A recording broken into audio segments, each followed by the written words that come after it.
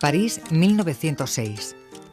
París era una fiesta antes de que Hemingway lo viviese y lo dejase escrito. A comienzos del siglo XX, la capital de Francia lo era también del arte. Entre dos montes, Montmartre y Montparnasse, el monte de Marte y el del Parnaso, casi se hacinaban los creadores de la pintura y la literatura que marcarían en 2 décadas todo un siglo. Desde luego no era una fiesta de ostentación, ni de cortesanos, ni siquiera de salón burgués. Era un mundo cosmopolita, provocador, donde la vida se bebía a tragos amargos, con el único fin de crear libremente, del arte por el arte. Dadaístas, cubistas, surrealistas, futuristas, todos hacían saltar por los aires los códigos anteriores, con propuestas cada vez más libres y ambiciosas. A este París llegó en 1906 Amedeo Modigliani, procedente de Italia, para dar su salto definitivo en lo artístico y en lo personal. Ahora, el Museo Thyssen-Bornemisza y la Fundación Caja Madrid exponen la obra del artista italiano, relacionándolo con su tiempo, el de las vanguardias, la bohemia y la efervescencia artística. En esta ocasión lo que hemos intentado es, gracias a que disponemos de 2 espacios expositivos, que son el Museo Thyssen y la Fundación Caja Madrid, hemos intentado dar una visión más amplia, a la vez más pedagógica, de Modigliani, y para ello hemos dividido la exposición en 2 partes, que sería la parte del Museo Thyssen, en la que se puede ver la relación de Modigliani con sus maestros, y la exposición en las salas de la Fundación Caja Madrid, donde se puede ver la relación de Modigliani con sus amigos de Montparnasse, amigos y compañeros. Es la primera vez esta en la que se puede ver obra de Modigliani junto a obra de los que fueron sus principales maestros o aquellos artistas de los que aprendió más. En concreto son 3 artistas los que aquí están más destacados y hay una representación bastante notable de obras, incluso algunas obras maestras de ellos, como son Cézanne en primer lugar, Brancusi en segundo lugar y Picasso, por supuesto. Todo artista que persiguiese crecer y destacar en el arte tenía que pasar por París. Modigliani, que había conocido la tradición y a algunos de los mejores pintores italianos coetáneos en Florencia, Roma, Venecia y en su natal Livorno, se aventura con 22 años a la auténtica meca de la pintura, donde se concitaban maestrías de la generación anterior como Cézanne, con otras absolutamente contemporáneas como la de Picasso. Enseguida se inscribe en un círculo de amistades que se cultivan en cafés y lúgubres talleres, y en el que es invitado común y permanente el alcohol. Chagall, Sautin, Kisling, Fujita son algunos de sus amigos en Montparnasse y solo son una pequeña muestra de los artistas afincados en el París de principios de siglo. Modigliani se había formado en Italia. Él nació en Livorno, cerca de Florencia, y estudió en Florencia y en Venecia, pero nunca tuvo una formación, digamos, ligada al arte moderno, más bien es ligada al paisajismo preimpresionista. Cuando llega a París, él pretende triunfar en las exposiciones de la época, en las grandes exposiciones como el Salón d'Automne, pero lo que se encuentra es con una vanguardia que negaba una parte que será fundamental en su obra y a la que había dedicado una gran cantidad de tiempo en su aprendizaje en Venecia y en Florencia, que es el estudio del arte renacentista. Bueno, es la época en la que Picasso hace Las señoritas de Aviñón, por ejemplo, y en general la vanguardia va a romper con el arte del pasado. En el caso de Modigliani, los artistas futuristas, su amigo Severini le propone firmar el manifiesto futurista, en el que se incluye una alusión a quemar a los museos del pasado, pero él reniega de ello y siempre se va a mantener independiente. La propuesta del Thyssen y la Fundación Caja Madrid reúne 126 obras. Las de Modigliani proceden de esa segunda época, tras el desembarco en París en 1906, que en realidad son la gran mayoría de las que se conservan y donde se encuentra su estilo tanto en pintura como en escultura, por el que será reconocido ya universalmente. Otra de las grandes aportaciones de esta exposición, que se podrá visitar hasta el próximo 18 de mayo, es que por primera vez las obras de Modigliani estarán presentadas junto a las de sus maestros y amigos. Por eso, el título de la muestra es Modigliani y su tiempo. La vida de Modigliani fue una vida muy apasionada, la vivió en cierto modo al límite, intentando siempre vivir, digamos, al día y sacar el máximo partido de las oportunidades que tenía, pero también yo creo que se ha tendido a exagerar las vinculaciones entre su vida y su obra. Digamos que una de las cosas que más sorprende al visitante cuando ve la obra del Modigliani es la diferencia un poco entre esa vida apasionada y la serenidad que expresan sus cuadros. En cierto modo eso se deriva de su formación vinculada a los maestros del Renacimiento y a los maestros del pasado, en los que digamos que no hay un contenido expresivo, sino hay más bien una mesura. Las obras de Modigliani tardías, digamos maduras, sin embargo, lo que sí que muestran es una tristeza, una melancolía que se puede relacionar, o algunos autores la relacionan, con el fracaso de su trayectoria artística, no tanto de su obra, sino la imposibilidad de vender cuadros y la falta de reconocimiento oficial que tuvo su obra. Este reconocimiento coincidió casi con su prematura muerte a los 36 años de edad. Hasta ese momento, Amedeo Modigliani crea en las estrecheces económicas de la vida bohemia y también en las que le permite su salud, que desde niño está maltrecha y a la que nunca priva de malos cuidados en sus 14 años en París. Estos dos factores, salud y dinero, son los que le alejan también del lenguaje en el que Modigliani se siente más realizado, la escultura. Instruido por el romano Constantin Brancusi, Modigliani vuelve a tallar directamente la piedra y fija en lo primitivo, en el arte negro, uno de sus referentes sobre el que trabajar. Ambas aportaciones condicionan su propio estilo, cualquiera que sea ya el lenguaje. Él, cuando llega a París, llega a los pocos meses, se instala en Montmartre. Allá conoce a Picasso y conoce a todo el grupo de artistas que rodeaba a Picasso. Y a partir de ello, y sobre todo a partir del conocimiento de del visitar las exposiciones que se están realizando en París en esa época, como las grandes retrospectivas de Gauguin y de Cézanne de los años 1906 y 1907, empieza ya a avanzar su lenguaje, a hacer ensayos y a buscar un lenguaje personal, que luego sobre todo lo alcanzará a través del ejemplo de la escultura y del ejemplo de Brancusi. En las salas del Thyssen podemos ver la obra de Modigliani, arropada por la de su maestro, Brancusi. Destaca por su fama El beso, extraído de la piedra entre 1907 y 1908. En la Fundación Caja Madrid, el escultor más representado es Osip Zadkine, aunque por su parecido con la fisonomía de los Modiglianis hay que destacar la cabeza de muchacha de Henri Lorentz de 1920. Ese es el año del fallecimiento de Amedeo Modigliani, que hacía ya más de un lustro había abandonado la escultura por sus malos efectos sobre su tuberculosis. En cualquier caso, el aprendizaje será definitivo para su pintura, de la que en París sobraban los referentes. Cuando Modigliani llega a París en 1906, va a aprender de artistas que en ese momento se estaban realizando exposiciones retrospectivas como Cézanne, como Gauguin, como Toulouse-Lautrec, pero va a ser en concreto de Cézanne del que va a aprender a construir las figuras, a construir el volumen a través del color. Y Cézanne va a ser un ejemplo importante para él, que había mirado al arte renacentista y a los grandes maestros del pasado, sobre todo porque Cézanne en su obra lo que había intentado es hacer con el arte moderno un arte de los museos. Bueno, en el caso de Brancusi es un artista que le enseña, su ejemplo le lleva a tallar directamente en piedra, a valorar el volumen de la escultura, a diferencia de lo que hacía un poco la escultura de Rodin, y también, por otra parte, a esencializar la forma, a buscar los volúmenes más sencillos, incluso en muchas ocasiones basándose en el ejemplo del arte primitivo o del arte negro. Cuando retorna a la pintura en 1914, va a ser la pintura Fauve en un primerísimo momento la que le interese, y luego el ejemplo del cubismo y sobre todo el ejemplo de Picasso. Si en Cézanne el joven Modigliani encontró la realización de su ideal de unir los maestros antiguos y un lenguaje plástico moderno, en Picasso se adentra definitivamente en las vanguardias.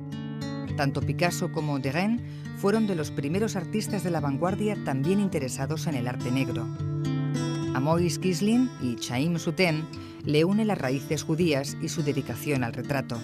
En general, en París se establece una red de referencias y filias muy tupida, ya sea por una cercanía artística, intelectual o personal.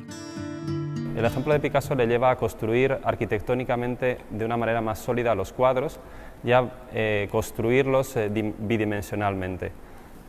Ello, unido a su experiencia como escultor y unido a la experiencia también que realizará a lo largo de toda su vida de dibujante, le va a conducir a un estilo que es personal, un estilo maduro, en el cual hay una síntesis entre rotundidad volumétrica y linealidad plástica, que digamos que es el estilo más característico. En muchas ocasiones lo que hay también son citas al arte del pasado, citas a Simone Martini, citas a Giorgione, citas a Parmigianino y a otros maestros del pasado, que él conjuga con un lenguaje aplanado, con un lenguaje sintético, en el que predominan los volúmenes muy simplificados y los ritmos, de composición curvilíneos, incluso en ese que se va a repetir en la obra tardía. Amedeo Modigliani está representado en esta muestra en sus tres formas de expresión artística: pintura, escultura y dibujo. Gracias a la colección de su primer agente, Paul Alexandre, hoy podemos contemplar una gran cantidad de sus dibujos, que fueron su principal vía de ingresos y una fuente inagotable para la experimentación. Gracias a ellos también podemos tener la imagen de la galería interminable de sus amistades en París. En cuanto a los géneros, Modigliani apenas se sintió atraído por los paisajes. Solo en sus últimos años, y ante la ausencia de modelos en su estancia en Niza, se aventura a cambiar los motivos, la naturaleza por las personas. Pero lo cierto es que Modigliani siempre estuvo interesado en las personas, y ya sea en el retrato o en el desnudo. El pintor se introduce en el interior de sus modelos para sacar la esencia más allá de la apariencia. Podemos ver en estos desnudos el arabesco de Toulouse-Lautrec, la economía cromática de Cézanne, las bañistas, por ejemplo, el colorido fauve. Podemos ver la influencia de Picasso, sobre todo en los rostros, porque no dejan de ser rostros que remiten a las máscaras africanas. Por otro lado, también se ha insistido en que se exalta muchísimo los valores artísticos italianos. No hay que olvidar que Modigliani tiene una formación italiana. Primero se forma en Florencia y luego pasa a Venecia y hace un recorrido con su madre para una cura de las que hace por su enfermedad pulmonar a Roma y a localidades más meridionales. Modigliani fue fundamentalmente un retratista.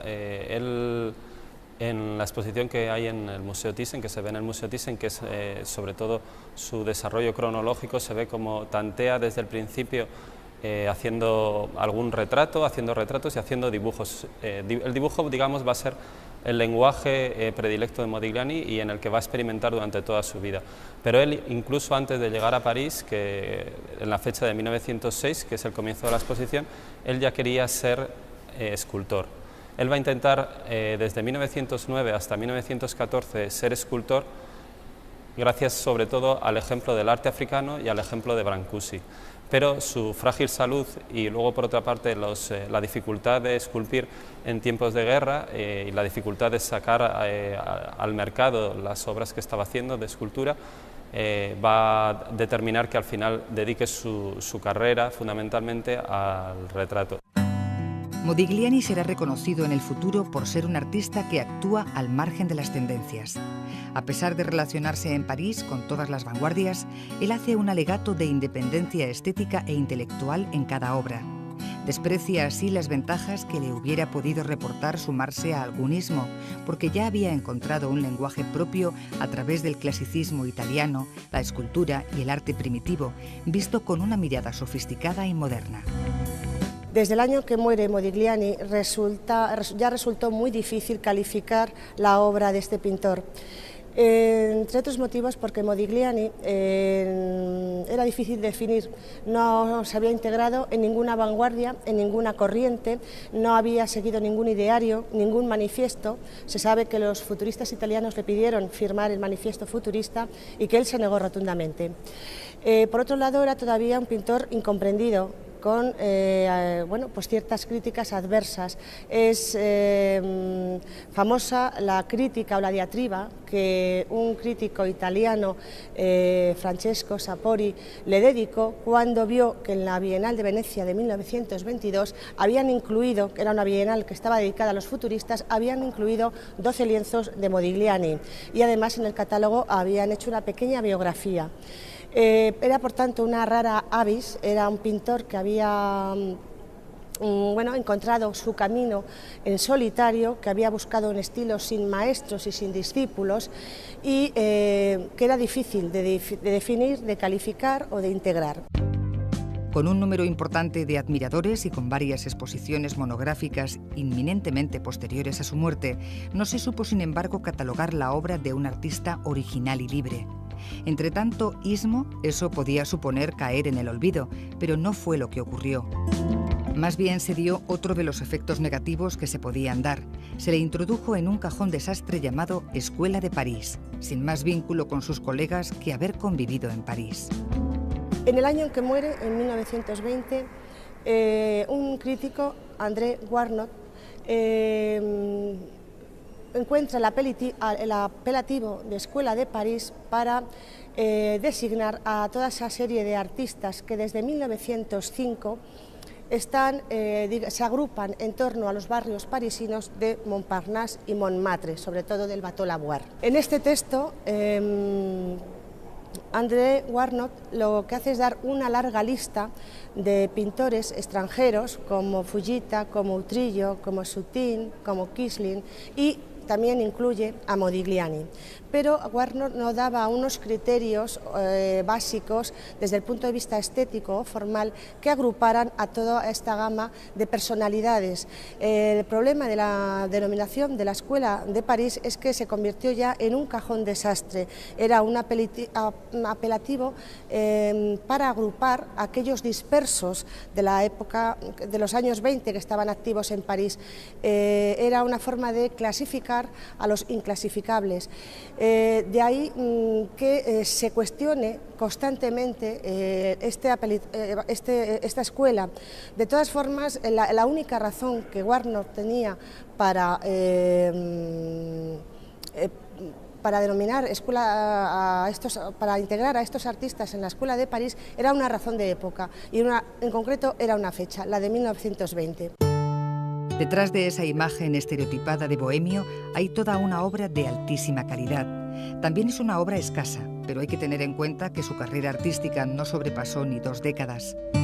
A partir de 1906 generó la mayoría de sus trabajos, pero el mercadeo que se cultivó en París y su tardío reconocimiento contribuyeron a que su obra se encuentre hoy tan dispersa y que, por ejemplo, montar una exposición como esta dependa de más de una decena de colecciones públicas y privadas. Es a partir de 1926 cuando aparece la biografía novelada de Andrés Salmón, la biografía de Modigliani, cuando aparece la leyenda de artista maldito y rebelde, cuando empieza de alguna forma no a cotizarse, pero empieza a los coleccionistas a interesarse por la obra de Modigliani. Estos dos coleccionistas que he mencionado serán los que digamos acumulen más obra en la década de los 30 y serán los que nutran de Modigliani a muchos otros coleccionistas particulares y a los grandes museos. No obstante, dado que la obra se dispersó ya desde antes de la muerte del pintor, resulta muy difícil luego el estudio, la catalogación. No será hasta 1970 cuando Ambrosio Ceroni haga el primer catálogo razonado de la obra de Modigliani, un catálogo que además va a servir para las grandes exposiciones retrospectivas que se hagan en los años 80, como la del Museo de Arte Moderno de la Villa de París del año 80. Es interesantísimo porque ya Modigliani empieza a ser contextualizado en su época. Un siglo después de su nacimiento, a Modigliani le encontraron su lugar. No era sencillo ni por su independencia ni por lo atomizado del contexto en el que vivió. Figuras ligadas a él, como los escritores Max Jacob, Jean Cocteau, Apollinaire, los artistas Diego Rivera, Juan Gris, Picasso o los personajes anónimos de la Bohemia nos hablan de un tiempo difícil de acotar científicamente, pero ese fue el tiempo de Modigliani.